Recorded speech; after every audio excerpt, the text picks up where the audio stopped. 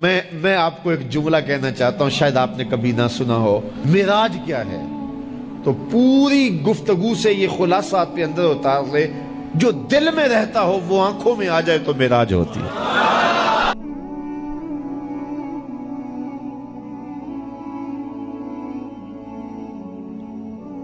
ما زاغ البصر وما طغى، وہاں تو ہے نا خر موسیٰ صاعقہ۔ حضرت موسیٰ نے جب تجلیات کو دیکھا تو بے ہوشی طاری ہو گئے، اور یہاں کیا سورہ نجم اٹھائیے نا کہ پھر وہ قریب ہوا، پھر وہ قریب ہوا، پھر اس نے جلوے دکھائے نا، تو فرمایا افتمارونہ علی ما یری، تم اس بات پہ بحث کر رہے ہو کہ اس نے دیکھا کہ نہ دیکھا۔ وَلَقَدْ رَآهُ نَزْلَةً أُخْرَى، سنو پھر اس نے ایک بار نہیں دو بار دیکھا۔ تم ایک بار کے بارے جھگڑ رہے، اس نے پھر دوبارہ دیکھا، اس نے بار بار دیکھا۔ آگے ذرا دیکھیے، قرآن بتاتا ہے جو آنکھ نے دیکھا دل نے اس کی تکذیب نہیں کی، دل نے کہا یہ وہی ہے۔ تو پہلے دل نے دیکھا تھا، اب آنکھ نے بھی دیکھ لیا۔ اب میں آپ کو ایک جملہ کہنا چاہتا ہوں، شاید آپ نے کبھی نہ سنا ہو۔ معراج کیا ہے؟ تو پوری گفتگو سے یہ خلاصہ آپ کے اندر اتار لے، جو دل میں رہتا ہو وہ آنکھوں میں آ جائے تو معراج ہوتی ہے۔ جو دل میں رہتا ہو، درد بن کے رہتا ہو، جس کی اڈیک ہو، جس کی آس ہو، جس کی امید ہو، جس کے لیے تڑپ ہو، جس کے لیے بے چینیاں ہوں، جس کے لیے اضطراب ہو، جس کو دعاؤں میں مانگا جائے، جس کو تمناؤں میں طلب کیا جائے، جس کے لیے منتیں مانی جائیں، جس کے لیے وظیفے پڑھے جائیں، جو دل میں رہتا ہو جب آنکھوں کے سامنے آ جائے تو صحیح تو معراج کہتے ہیں۔ جو آنکھ نے دیکھا دل نے اس کی تکذیب نہیں کی۔ اور یہاں ایک اور جملہ کہتا ہوں، وہ یہ کہ دنیا پہ ہوتا یہ ہے کہ جب کوئی نظارہ دیکھا جائے، کوئی منظر دیکھا جائے تو ناظر تعریف کرتا ہے نا کہ واہ واہ کیا منظر تھا۔ آپ دنیا کے اوپر جاتے رہتے ہیں، مناظر دیکھتے ہیں تو واپس آ کہتے ہیں کیا منظر تھا۔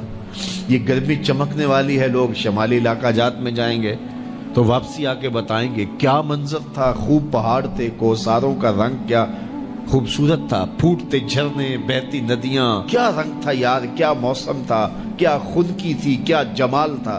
اقبال بھی گئے تھے نا، اور واپس پلٹے تو کسی نے دیکھا کہ کیا دیکھ کے آئے ہو، تو اقبال نے کہا من خدارا آنجا دیدم بے حجاب، میں نے اس کے جلوے وہاں بے نقاب دیکھے ہیں۔ تو جب کوئی نظر منظر کو دیکھتی ہے تو پھر تعریف تو کرتی ہے نا۔ تو یہی ہوتا ہے نا کہ نظر منظر کی تعریف کرتی ہے، لیکن معراج کی شب پہلی بار ایسا ہوا جب حضور کی نظر نے اس منظر کو دیکھا تو منظر پکارنے لگا ما زاغ البصر وما طغى، واہ واہ کیسی آنکھ ہے، نہ جھپکتی ہے نہ حد سے آگے گزرتی ہے۔ یہ پہلا موقع تھا منظر نے نظر کی تعریف کی۔ تو حضرت موسیٰ تقاضۂ رؤیت کرتے ہیں، مالک میں دیکھنا چاہتا ہوں۔ جواب ملتا ہے لن ترانی، تم نہیں دیکھ سکتے۔ اور یہاں محبوب سوئے ہیں، جبریل حاضر خدمت ہوتے ہیں۔ پہلے تو کہا کہ کنڈی نہیں کھڑکانی، جبریل تیرے لیے میرا محبوب اٹھ کے دروازہ کھولے۔ اللہ اکبر، کہا چھت سے سوراخ کرو اور جا کے قدموں میں بیٹھ جاؤ۔ سوراخ کیا اور وہاں سے گزرے، پھر حضور کے قدموں پہ آئے۔ محبوب کو اب جگا لوں، کہا نہیں، میرے محبوب کے قدموں پہ ہونٹ رکھ دے۔ اب جبریل حضور کے قدموں کو چومتے ہیں۔ یہاں ظہوری صاحب بھی مجھے یاد آئے، اللہ ان کی قبر پہ رحمت نازل کرے۔ سادہ لہجہ ہے لیکن کتنا دل نشین ہے۔ بشرط چادر تان کے ستا، ذرا غور کیجئے، بشرط چادر تان کے ستا، نور چمے پہ اتلیاں، ذرا منظر تو تصور میں لائیے۔ بشرط چادر تان کے ستا، نور چمے پہ اتلیاں، جس دی خاطر سجیاں ہویاں نے عرش بری دیاں گلیاں۔ پھر بشرط اگے لنگ دائی جاوے، نوری رہ گیا تھلے، جس ویلے انہوں ود دیاں ویکھیا، آکھے بلے بلے بلے۔ جبریل حضور کے قدم چوم رہے ہیں، حضور بیدار ہوتے ہیں۔ کہا جبریل کیا بات ہے؟ تو جبریل نے کیا کہا؟ ان اللہ اشتاق الی لقائک یا رسول اللہ، حضور آپ کا رب آپ کے دیدار کا مشتاق ہے۔ پھر حضور کا سینہ شق کیا گیا، قلب اطہر سینے سے نکالا گیا، آب زمزم سے غسل دیا گیا، اور حضور اس منظر کو آنکھوں سے دیکھ رہے ہیں۔ علامہ بدر الدین عینی علیہ رحمہ شارح صحیح بخاری، آپ نے عینی شریف میں لکھا ہے، یہ بخاری کی شرح ہے، حضور کا قلب اطہر نکالا گیا تو جبریل نے حضور کا دل دیکھا تو جبریل تو آشش کر اٹھا، واہ واہ کیسا دل ہے جس میں دو آنکھیں ہیں جو دیکھتی ہیں، دو کان ہیں جو سنتے ہیں۔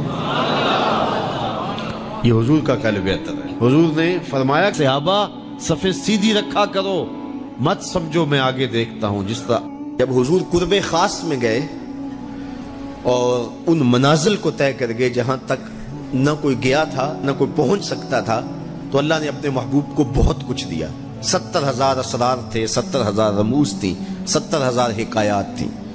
محبوب کی جھولی میں بہت کچھ ڈالا اور ڈال کر کے کہا بما اشرفک یا احمد، اے محبوب یہ تو میں نے خود دیا ہے، اب تو اپنی چاہت بھی بتا، تیری چاہت کیا ہے. یہ مہمان نوازی کے تقاضے ہوتے ہیں نا، کہ سب کچھ پیش کرنے کے بعد بھی میزبان کہتا ہے کوئی اور، آپ کی کوئی پسند.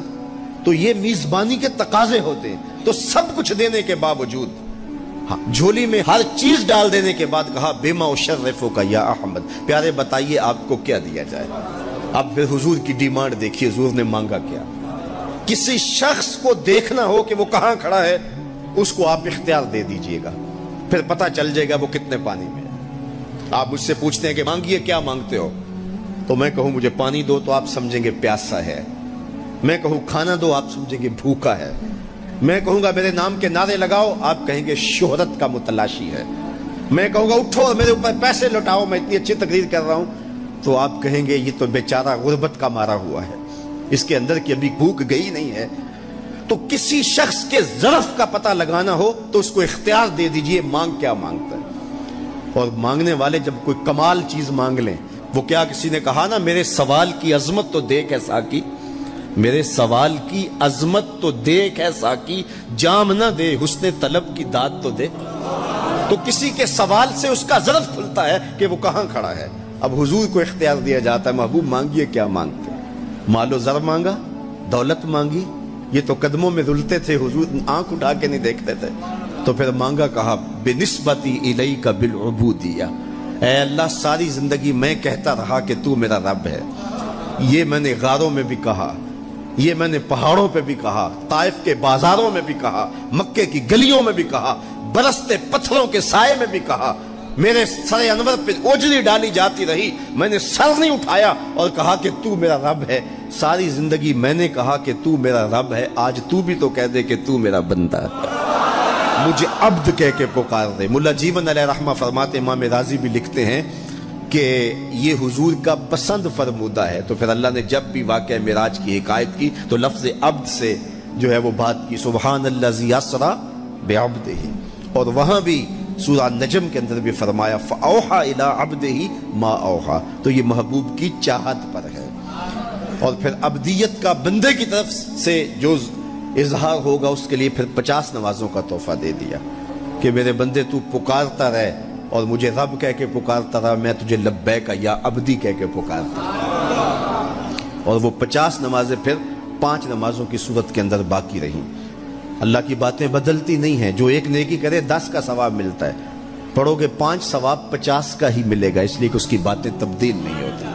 اور یہ تحفہ ہے. حضرت موسیٰ نے تو عرض کیا تھا کہ ایک بار اور جائیے، لیکن میرے حضور نے کہا تھا مجھے اپنے رب سے حیا آتی ہے. عادت باری یہ تھی نا، ہر بار 5 نمازیں معاف ہوتی تھی، اب بھی جاتے تو 5 نمازیں معاف ہو جاتی، لیکن کہا کہ مجھے اپنے رب سے حیا آتی ہے. اب امت کو کیا حیا نہیں کرنی چاہیے کہ 5 نمازیں امت کے لیے رہ گی، ثواب 50 کا ہی ملے گا. اور معراج کا خاص تحفہ لے کر آئے اور کہا کہ صلاۃ و معراج المومنین، یہ مومن کا معراج ہے.